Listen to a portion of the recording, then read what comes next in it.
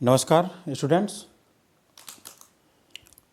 आज मैं आप लोगों के सामने सीटेट की दूसरी क्लास में, ब्लैक बोर्ड पर थोड़ा स्पष्ट क्लियर नहीं होगा, मैं आपको बता दूंगा। सीटेट की सेकेंड क्लास में आप लोगों के सामने एक बहुत ही महत्वपूर्ण पर्यावरण विषय में, और यह टॉपिक सभी विषय में, खासतौर से टीचिंग मेथोडोलॉजी वाले टर्म्स में ये आता है, जो शैक्षणिक वाला पोर्शन होता है, बड़ा ही कठिन होता है। लेकिन आज ही आपको बड़ा ही सिंपल शब्दों में बताऊंगा कि विश्लेषण एवं संश्लेषण विधि क्या है, और जब हम बच्चों को पढ़ाते हैं तो इससे क्या फ़ायदा होता है, और जो परीक्षा में प्रश्न पूछते हैं इससे कैसे उनको क्लियर किया जा सकता है। तो बहुत ही आसान है ये विश्लेषण और संश्लेषण विधि। आप देखते हैं, पहला है पर्यावरण अध्ययन में है, शिक्षण के तरीके में है। पर्यावरण अध्ययन में शिक्षण के तरीके टाइप ऑफ टीचिंग्स, विश्लेषण एवं संश्लेषण।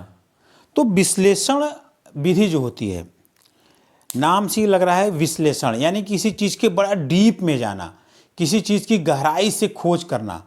तो विश्लेषण विधि जो है, तो यही विश्लेषण विधि जो है हमारे, इसमें हम अज्ञात से ज्ञात की ओर बढ़ते हैं। मतलब हमें चीज़ें पता नहीं होती हैं, और हम पता करने की ओर बढ़ते हैं। जैसे हमें जब कोई समस्या होती है, या कोई सामंजस्य, क्या कोई उपकरण होता है, उसमें जब कोई चीज़ मिश्रण होता है या फिर कोई उपागम होता है, उसमें हम जब विश्लेषण विधि से उसको निष्कर्ष निकालेंगे तो उसमें छोटे छोटे उसको टुकड़ों में, उस समस्या को छोटे छोटे टुकड़ों में बांट लेंगे, यानी कि उसके छोटे छोटे टुकड़े कर लेंगे, उस छोटे छोटे टुकड़ों का विश्लेषण करेंगे, उसमें एक तरह से रिसर्च करेंगे, उसमें उससे संबंधित सारी जानकारियों को इकट्ठा करेंगे, और फिर उन जानकारियों के आधार पर हम अपने जो समस्या का समाधान करने की कोशिश करें, वो समस्या का समाधान करेंगे। तो ये हमारी विश्लेषण विधि में होगी। हम इसमें अज्ञात से ज्ञात की ओर तरफ बढ़ते हैं। क्लियर नहीं आ रहा होगा, लेकिन आप ये अज्ञात से ज्ञात की ओर बढ़ते हैं। उदाहरण जैसे बताता हूं, जैसे हमारा आपका एक नमक, जैसे सिंपल से उदाहरण देते हैं, जैसे हम गेहूं की जो फसल होती है, गेहूं की फसल जब हम खेत में से घर पे लाते हैं, गेहूं को हम जब चक्की पे ले जाते हैं, तो हमको पता है गेहूं में कुछ घास फूस होते हैं, और कुछ मिट्टी के कण होते हैं, और कुछ कंकड़ के कण होते हैं, और गेहूं होता है। तो हमें अब इसको अलग करना है, गेहूं को सही करना है, तो हम पहले जो भूस के कण होते हैं उसके बारे में विश्लेषण करेंगे। ये भूस के कण होते हैं, इसके क्या होते हैं, इनको कैसे अलग किया जा सकता है, इनके गुण क्या होते हैं। तो और दूसरा, मिट्टी के कणों के बारे में जानकारी अर्जित करेंगे, कंकड़ के बारे में जानकारी अर्जित करेंगे।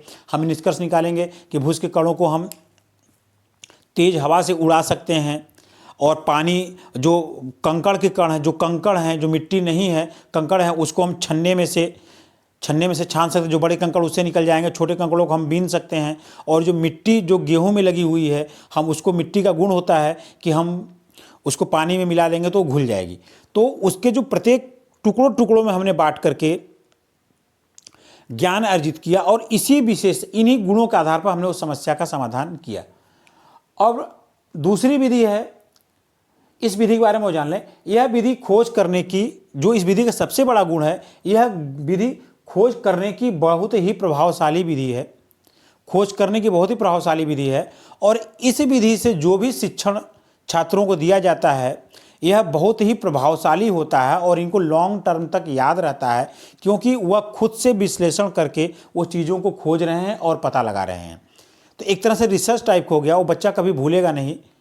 और हाँ, इस विधि का सबसे बड़ा डिमेरिट है, यह थोड़ा सा टाइम टेकिंग होता है, टाइम अधिक लेता है। समय अधिक लेने के कारण इसमें अधिक समय लगता है। थोड़ा सा जो जिनका इंटरेस्ट नहीं होता, थोड़ा सा उबाऊपन आता है, वो बहुत ज़्यादा समय लगता है, समय इसमें लगता है।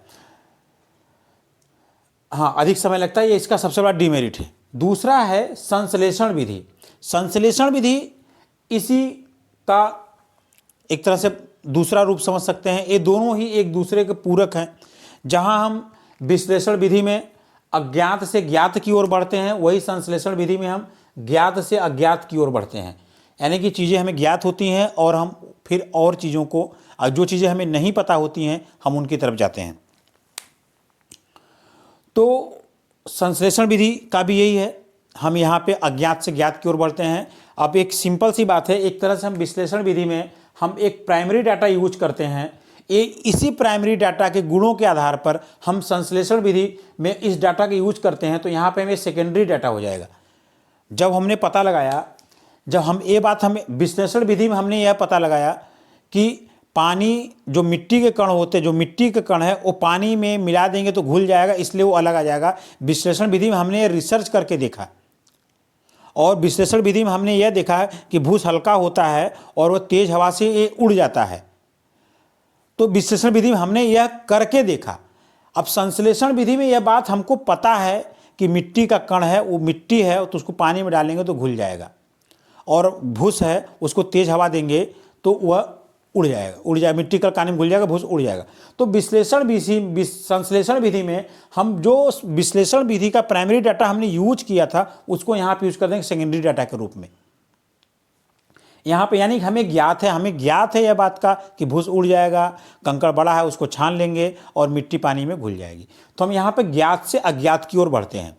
और संश्लेषण विधि का सबसे बड़ा जो गुण है यह है कि जब हम क्लास में पढ़ाते हैं तो हमें हर टाइप के हर माइंड लेवल के बच्चे मिलते हैं। तो ये जो मंद बुद्धि के बालक होते हैं यह उनके लिए बहुत ही उपयोगी होता है, और इसमें बहुत ही कम समय लगता है, आसानी से कम समय में और कम एक तरह से बजट भी कर सकते हैं, कम बजट में पूरा हो जाता है, क्योंकि हम यहाँ पे सेकेंडरी डाटा विश्लेषण विधि द्वारा जो हमने ज्ञान अर्जित किया उसका प्रयोग करते हैं। लेकिन इसका सबसे बड़ा डिमेरिट है, इससे सिखाई गई बातें बच्चों में स्थायी रूप से नहीं रह जाती हैं, वह भूल जाते हैं, उनमें निर्णय लेने की क्षमता का अभाव हो जाता है।